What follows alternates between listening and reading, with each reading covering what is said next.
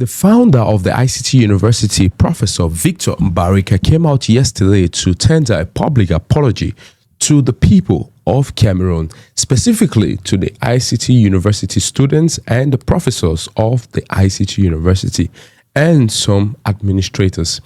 And we're going to unpack some updates in Cameroon, including the Pope visit to Cameroon. Will it change anything at all, or is it just a public or a PR stunt for the regime?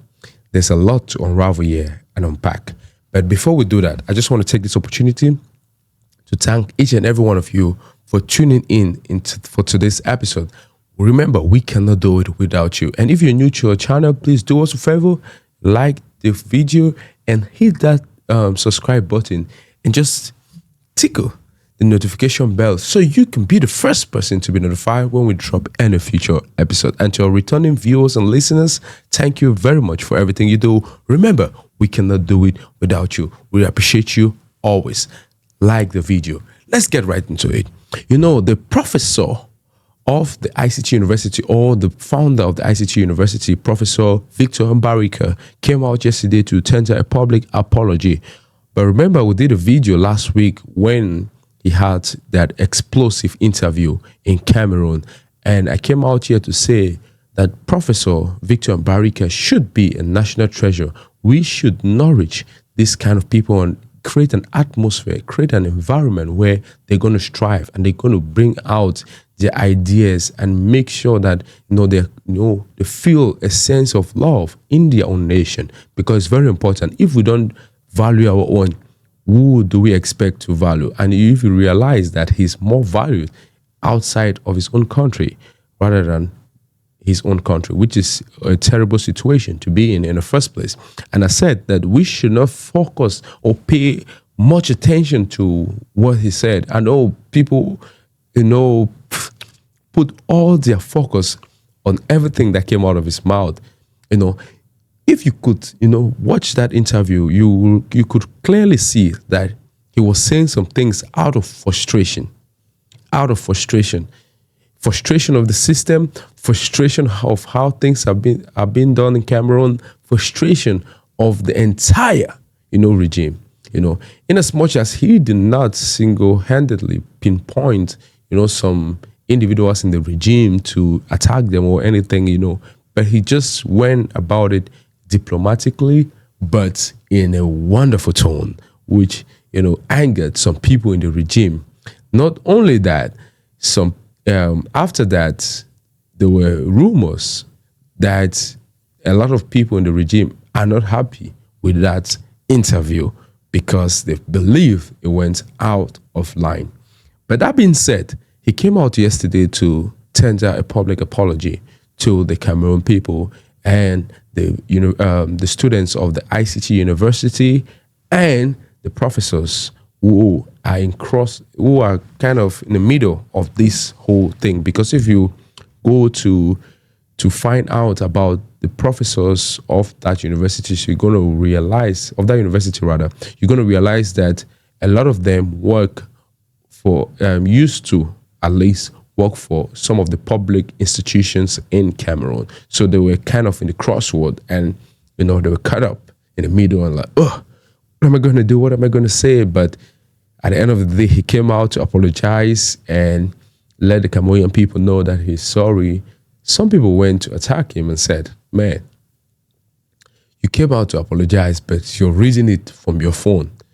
And when you realize something, most of the people who were saying that thing are the same people who, criticize him, for coming out and giving that kind of interview, saying that he was too proud, he went out of line and blah, blah, blah.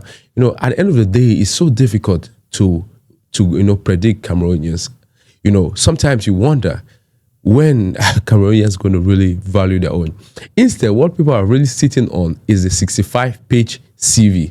Because he said he has a 65-page CV, that is where everybody's attention is focused on.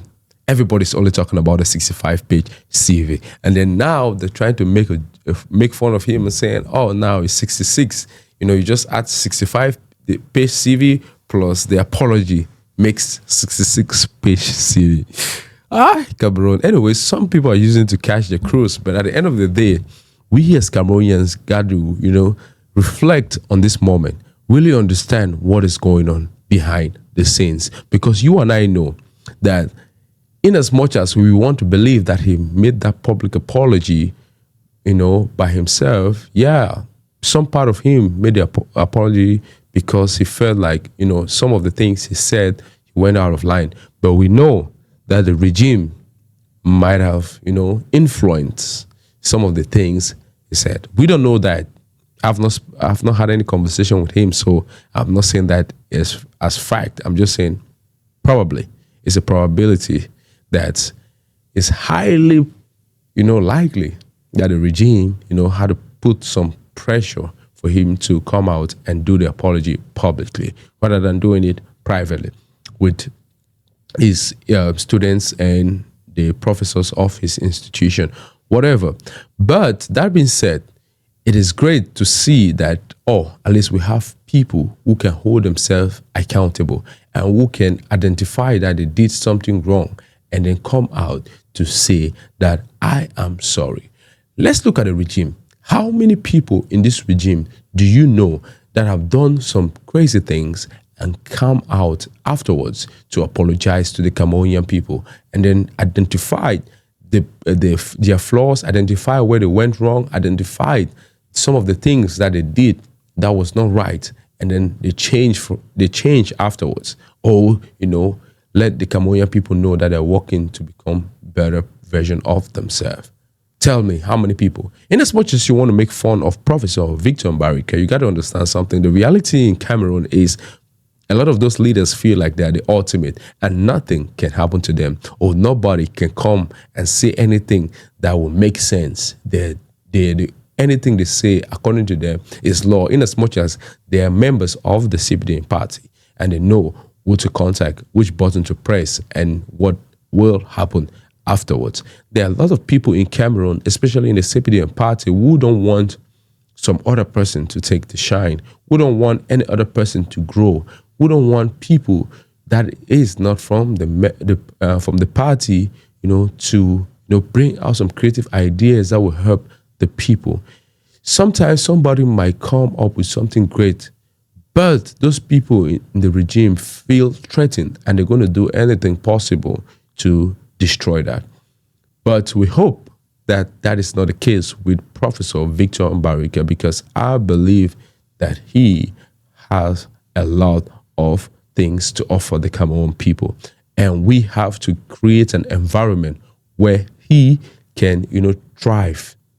And the University of Buea should try as much as possible to work hand in hand with the ICT University to create an environment where there is room for collaboration and no tension. We don't want this tension, because we believe and we know for a fact that the University of Buea is one of the biggest brands in Cameroon. I said that in my previous video and I'm still maintaining the same stance today. It is one of the biggest brands in Cameroon, period. If you go anywhere, you're going to really recognize that the University of Buea have produced a lot of great minds in Africa and the world. But at the end of the day, we have to state the obvious, which is there's always room for improvement. And it's not as if the ICT University is the ultimate. No, they have their own flaws. And the University of Buea, having been there for a long time, understands the complexities and knows how the environment is.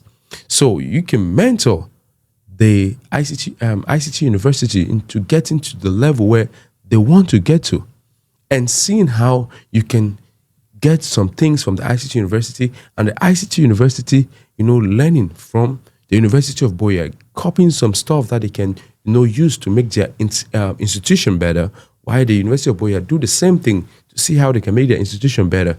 Instead, there should be room for competitiveness where they try to bring out the best from one another. That is the kind of things we want to see in our institution. We don't want drama.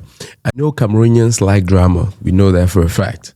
But we have to try to reduce that and pay attention to the things that really and truly matter in our country, because that is the only way we can move the country forward to the next level. It is very, very important. So any great mind like Victor Barika should be appreciated in Cameroon. And that is not the only person that should be appreciated in Cameroon. We have a lot of great people, and we are not going to go down the list today, but we appreciate each and every Cameroonian who, is doing everything possible to put Cameroon on the map. And we have to work together collectively to see how we can find all the great solutions to the problems that we are facing in Cameroon, and see how we can build a solid brand that reflects the nature of our country. We cannot be, calling ourselves the continent, le continent, and then we don't back it up. So there have to be some form of pride, but at the same time understanding that we can do better and there's a lot of work to be done. So we all got to come back to reality and say, what can we do better as a people? What can we do to push one another to get into the better version of themselves? Because that is the best way. So ICT University, Professor Barika, I appreciate you for your public apology. But at the same time, I personally would have, loved to see you say it without reading anything. I understand that you wanted to be cautious and made sure that you address every single thing, without forgetting anything. But I believe that sometimes it's better, to come out and say it, sincerely from the heart, because people want to connect with you. They want to relate. They want to understand, okay, yeah, why did he say that? Why did he say that? Oh, yeah, I understand why that came up. But when you read it, it gives room for more questions than answers. People think, oh, you're being controlled by some people. They're telling you this, what you got to say, this is what you got to say, At the end of the day, it takes, a real man to come out to say, I messed up. And it's not easy to come out and say that I am sorry. And it is a very great word. And that should be a big example to every single Cameroonian, especially the young people coming up. You got to understand something. It's not every time you're going to be right. It's not every time that you're going to figure things out. It's not every time that your solution is going to work out. But you have to have the humility to step back and say, I messed up. I am sorry. Let's figure out a way to move past this. Let's figure out a way to, create something, sustainable by creating a bond, a collaboration that is going to move us past this whole chaotic situation. But that's not all about the updates of the day. Let's go into the next update, which is about the Pope visit to Cameroon. Will it change anything at all? Or is it just a PR stunt for the regime? Because if you look at what is happening in Cameroon media right now, especially with the public broadcaster, CRTV, PRC, and all the other public media, especially the radio stations, what they're reporting is only about the Pope visit to Cameroon. They do several documentaries and they're saying how it's great, in as much as the Pope visit is significant and is great for the country.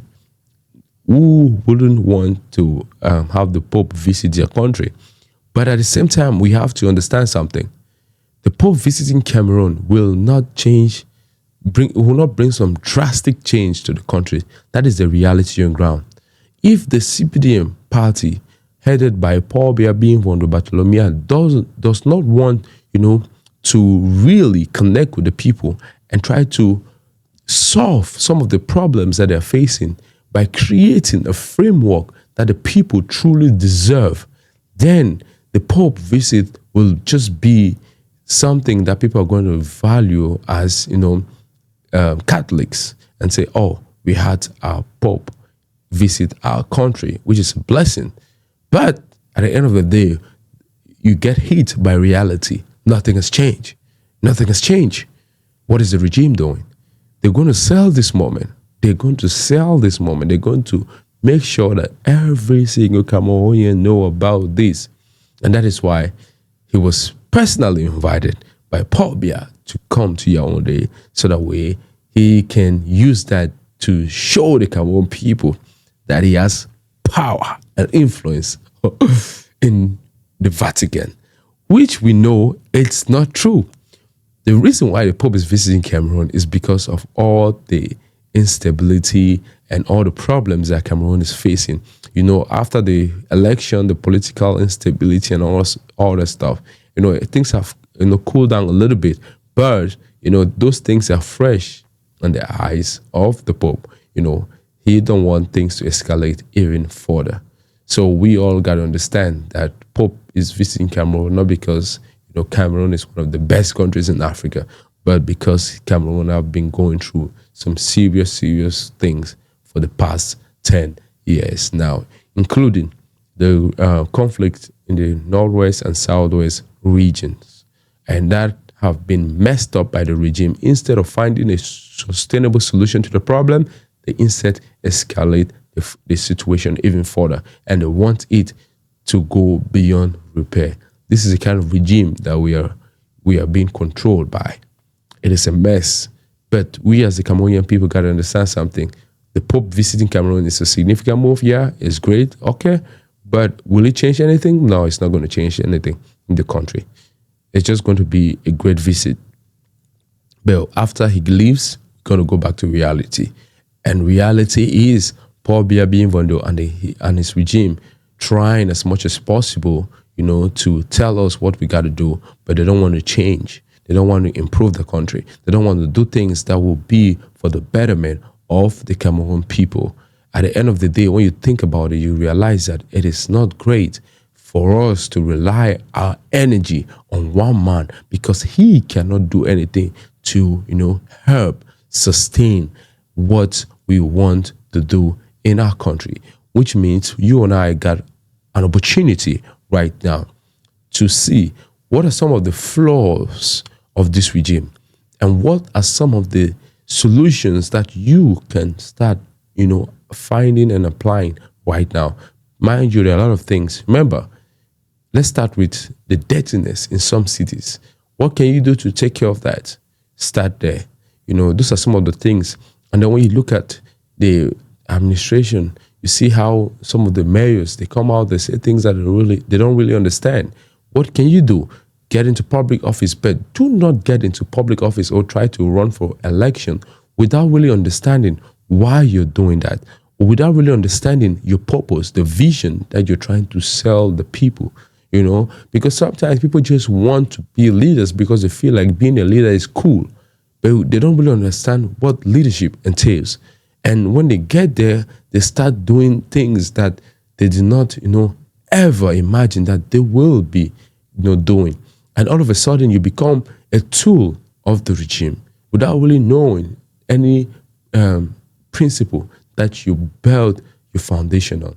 And it is going to be messed up. So there will be no difference between you and the regime. So if you're thinking about going into public office, like being a mayor or a councillor, whatever, you have to know that the first thing, what are some of the underlying principles that you will not, you know, deviate from? You have to have that, because at the end of the day, you're going to be tried, you're going to be tested. And if you don't have a strong character, you know, to stand up against some of the things that will be thrown your way, then you are not better than anyone in the regime. So you have to put that at the back of your mind. Understand what it means to be a servant leader. You got to know that leadership is not all about control. It's about influence. How can you influence people towards a certain direction? How can you influence them positively towards changing their lives? How can you influence them towards building the economy? How can you influence them towards becoming leaders too? How can you empower them? How can you create a sustainable environment that they're going to thrive in? You know, these are some of the things that we have to think about when it comes to leadership. And the young people should be actively involved in all these things, because you cannot complain about the system, but you shy away from participating in building it. Because how many mayors are young people? A lot of them shy away from running for office, but at the same time, they're going to be the first person to criticize that mayor. They're going to be the first person to criticize that councillor. Why are you not involved?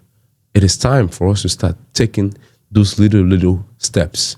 It's very important. Before we start thinking about the presidency, let's conquer our various cities, municipalities. Let's conquer all of those. And then afterwards, set our eyes towards the presidency. Because from the look of things, we have to start from those municipal elections, which are coming up very soon, and see how we can win before we start getting towards national change. If every municipality is in a good place, then the country will be in a better position.